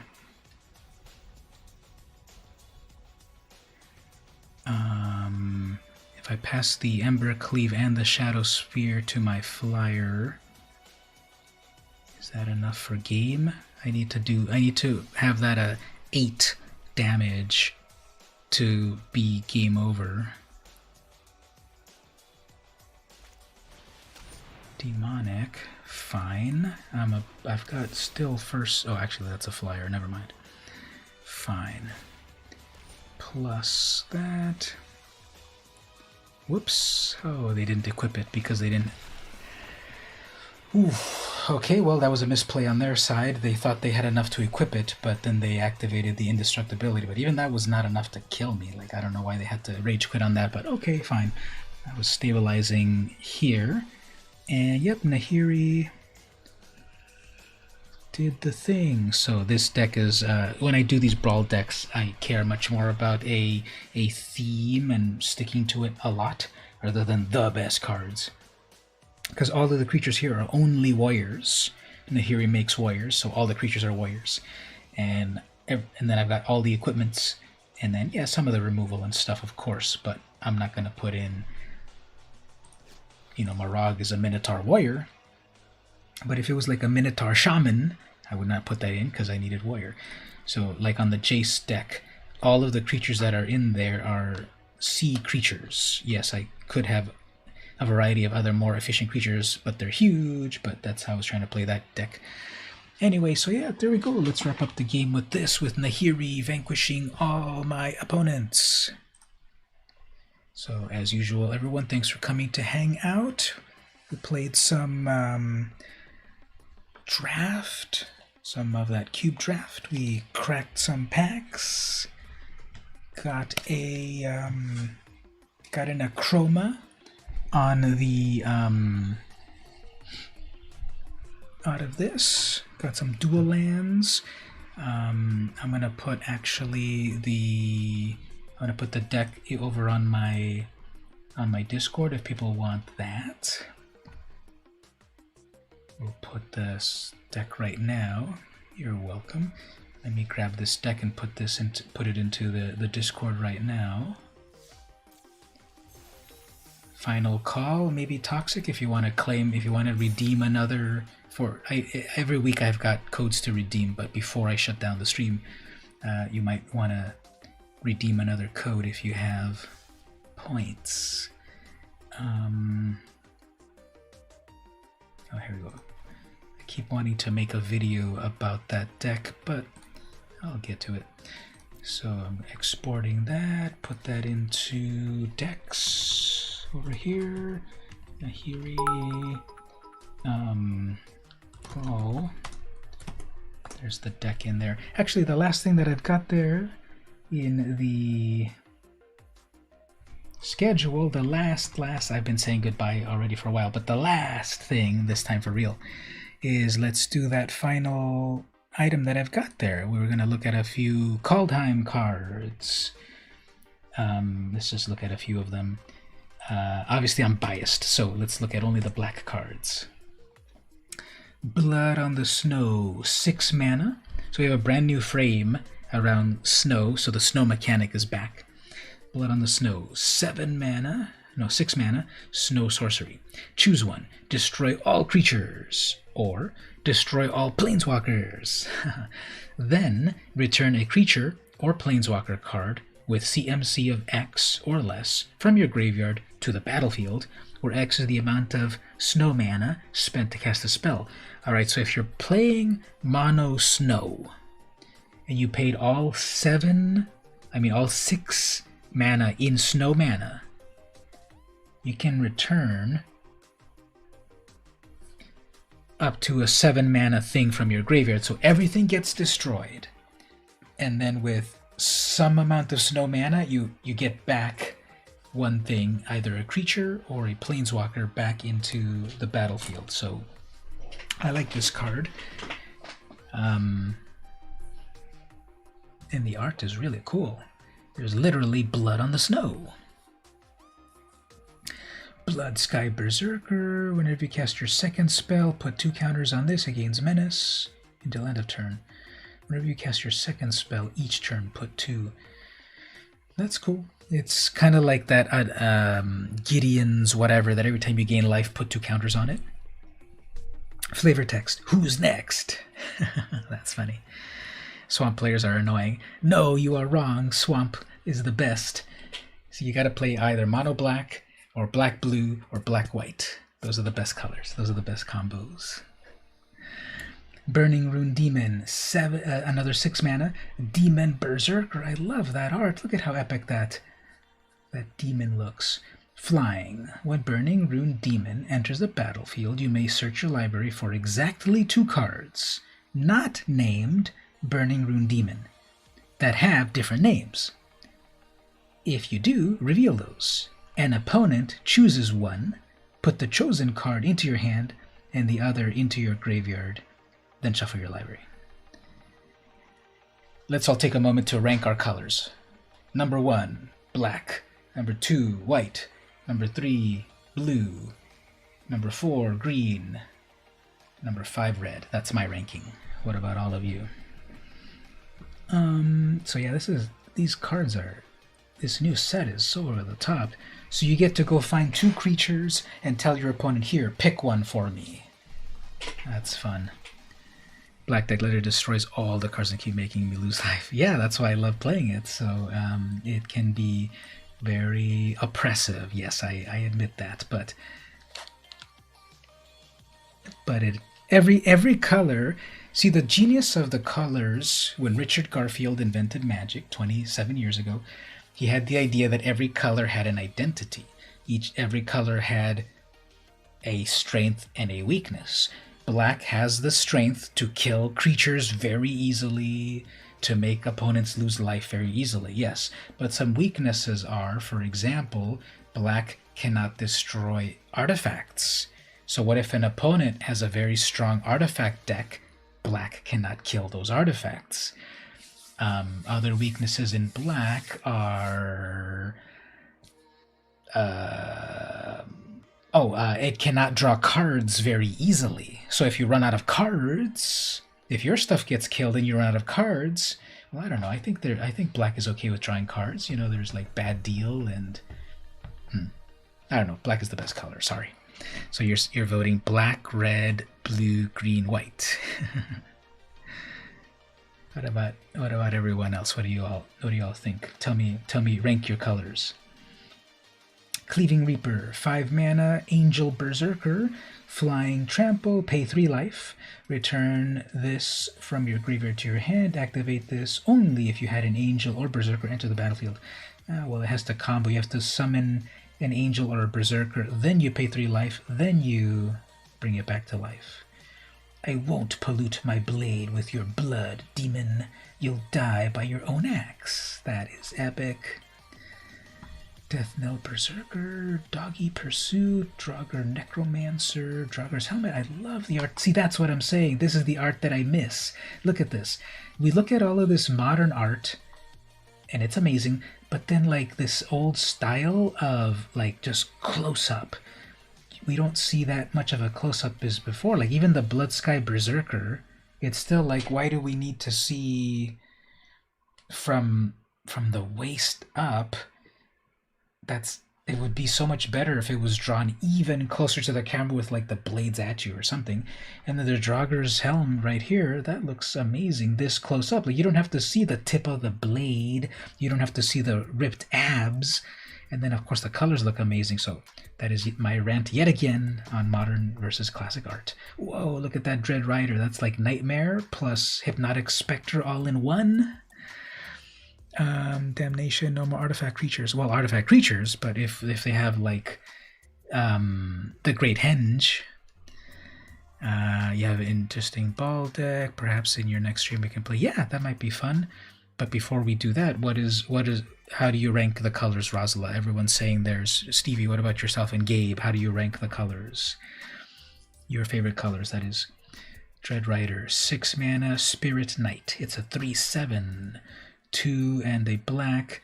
1 and a black. Exile a creature card from your graveyard. Target opponent loses 3 life. Duskwielder. Egon. Ooh, Egon from the Ghostbusters. Egon, God of Death. 3 mana. God. Death Touch. 6/6. It's a 6/6 for 3 mana? What's the catch? At the beginning of your upkeep, exile 2 cards from your graveyard. If you cannot, sacrifice this. Oh, okay. So you have to have a bunch of dead creatures in your graveyard, or he won't stick around, or they won't stick around. Egon ages backward, his wisdom soured by youthful spite. So you've got green, blue, red, black, and white. We'll go black and red, play Shatterstorm. Huh. Yeah, Shatterstorm will do it. Elderfang Disciple, that art is beautiful there. This Eradicator Valkyrie also is amazing. What is going on with Feed the Serpent? Oh, I see, it's the open mouth of a serpent. Grim Draugr, Hailstorm Valkyrie, Infernal Rat. That looks way too cute. That looks way too cute. Infernal Pet. Just finished munching on some little fairies with a little smile. Here, my pet, another little light for you to snuff out. Kazark, Immerstrom Gamekeeper. Whenever you cast your second spell, oh, that's another. I guess they have a theme there about your second spells. Whenever you cast your second spell each turn, put a +1 counter on this. Okay. And it gains flying until end of turn. It gains flying because it ate a flying thing. That's funny. Fine, let's look at one more. Let's look at some white cards. Those are the lowest rated at the moment, but let's look at a few white cards. Exert Braggart, Boast, it's a 3/3. Battle Shield Warrior, it's a Boaster. Battlefield Raptor, check out how overpowered this is.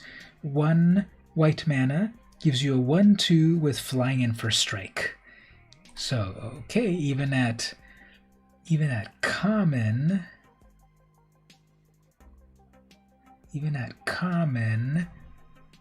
someone's mouse cursor's at the top over here. A 1/2 flying for strike. You know, in a year or two, eventually, this is going to be flying for strike lifelink. You need a mythic card for another Great Henge, so you can get at least a few games. Yeah, so Magic, either you go the free-to-play route or the pay some amount.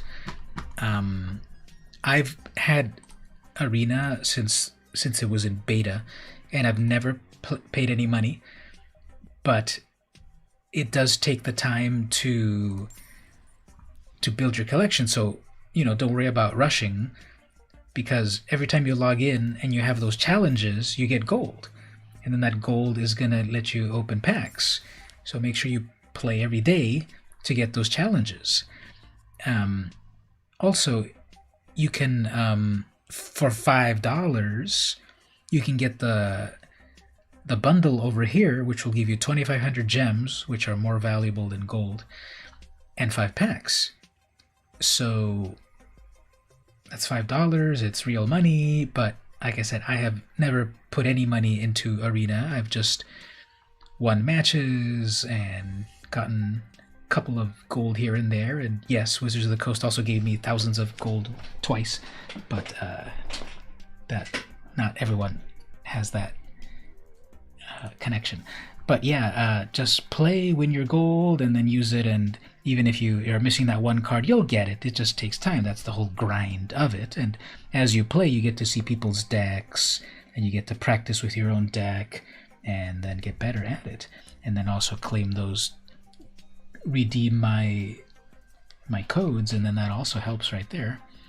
So anyway, so got a couple more, and then we'll finish here. So what? Okay, this is what I want to do. Just show me the mythics. What are the mythics to care about? We've only seen 2 apparently. Halvar, God of Battle. So it's a 4/4 for 4. Creatures you control that are enchanted or equipped have double strike. And at the beginning of each combat, you may attach target aura or equipment to a creature you control to target creature you control. And then, or it comes in as a sword. So it's a 2/0, gives your creature's vigilance, and makes your creature come back to life. It cuts through the cosmos itself, carving new omen paths between the realms. And the other, I kind of love the colors on this, like these pinks and purples and blues and yellows. Very cool colors. Let's get a close-up right there. And these warriors are not to be messed with. Look at these beautiful swords and shields and everything. The Valkyries. Create 4 white angel warrior creature tokens with flying and vigilance. If the spell was foretold, create X instead. Oh wow. So instead of paying... Well, the more mana that you have, the more angels that you get, so that's cool. Foretell it on turn 2, and then 5 turns later, you bring out 1,000,000 angels. So you would agree you'd go black, red, green, blue, white. Yep. So white is getting the least votes. So we'll look at a couple more. Yeah, not a lot of white cards have been revealed, I guess. Okay, this is the one. And if you all saw the latest video by Evil Mage, he reveals that Search for Glory is one of the most amazing white cards ever. 3 mana. Search your library for a snow permanent, a legendary, which does not need to be snow, or a saga. Reveal it, put it into your hand, then shuffle. So go get any legendary creature, any saga, or any snow permanent, which should include a snow land, or a snow creature, or a snow whatever. It's got to be a permanent. And then if you paid snow, you also gain life. So this is one of the most amazing white cards ever. Are we seeing an amazing... Now that goes in screenshots, not general, but let's look at what you've got here. Wow, you have an 11/10 shark and a 5/4 and a 7/6 and more 4/3s and so many tokens. It doesn't show what life they ended up with, but they definitely got stomped. And you have a full deck. You have a full cards in hand, and you're gonna get your Kiora over here.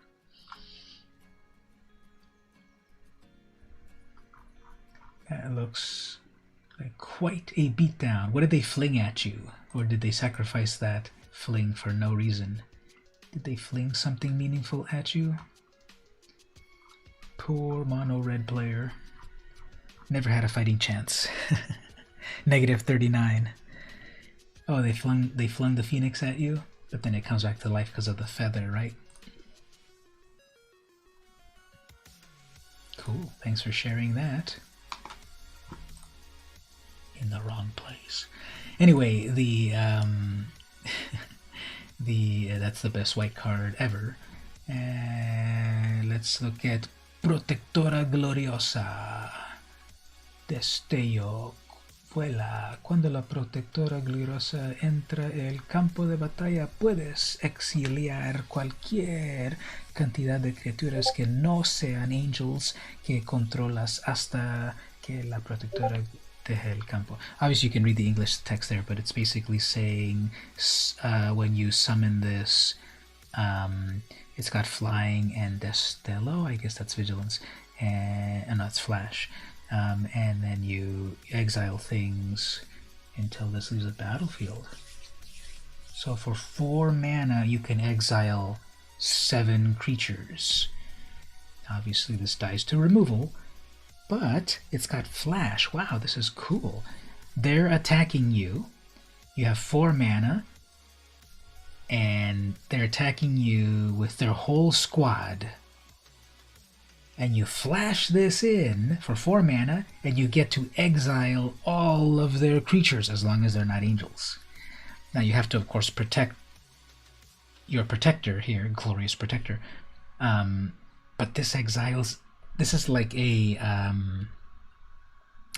vaguely like a Settle the Wreckage, but it's attached to a creature, and you have to then protect it. So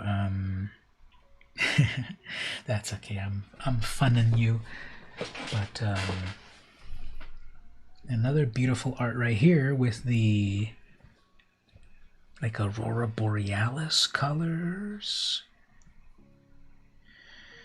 All right, everyone. Well, let's end right there. Been streaming for the 2 hours here, plus the others that when it crashed, so we'll end right here. We'll have the Glorious Angel right here.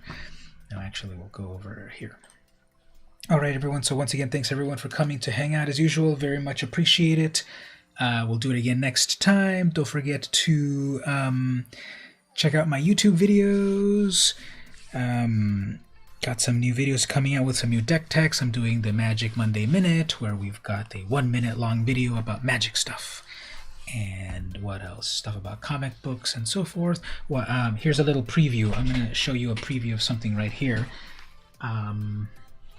Over here. Whoops. What did I do? There it goes. Here's a preview. Remember the Southwestern College pizza? You're going to post it again on Discord with the poll screenshot. Sure. Go ahead and do that. So I'm going to show you a preview of something here.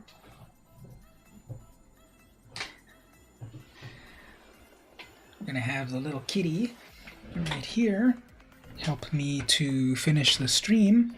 I'm going to open some non-magic boosters and make a video about it, but here's some of the things I'm going to open up. I'm going to open up a booster pack of Garbage Pail Kid Chrome cards. Remember Garbage Pail Kids from the 80s? Well, they're back now. They're in Chrome form.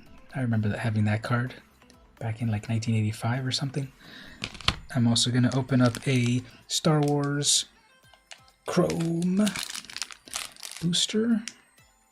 I hope I get a nice chromey Captain Phasma. It only comes with 6. I'm also going to open a Shadows of the Empire. This, I believe, is from 1996, so unopened. And this is the art of Greg and Tim Hildebrandt. Rest in peace. One of them died. They were brothers, and they painted a lot of great fantasy art, but one of them died at some point. I'm also going to open up a booster of Wildcats. Remember that vintage Image comic from 1994 or so by Jim Lee. There's Grifter, who's now actually part of DC Comics. So this says, what does that say right there? 6 chromium trading cards. And also one of these. So every time I open it and lift it up, the cat looks up. That's funny. And lastly, one of these see, collection card, collection card volume 2, but then I can't quite read that first part over there. There's obviously Kimba the White Lion, so I guess this is Kimba the White Lion cards. What else can I read here? Collection 180. This little guy right here, yep. He's cute.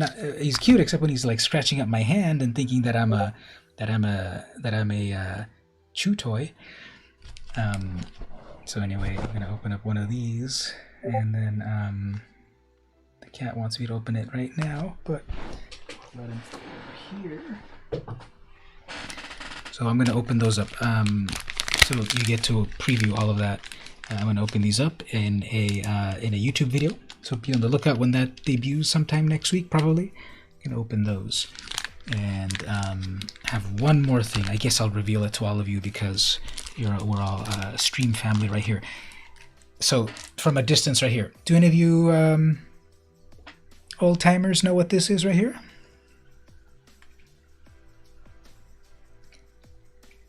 Do any of you know what this is, perhaps?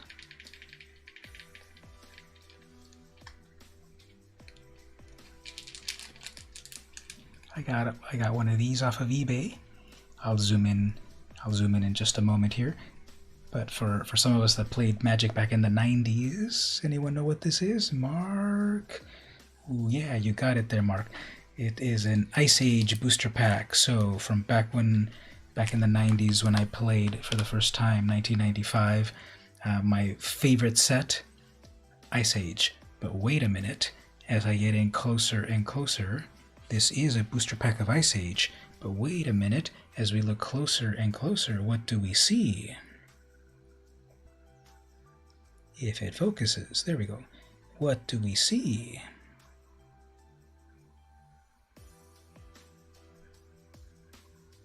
Yes, definitely the scaled worm, but besides that,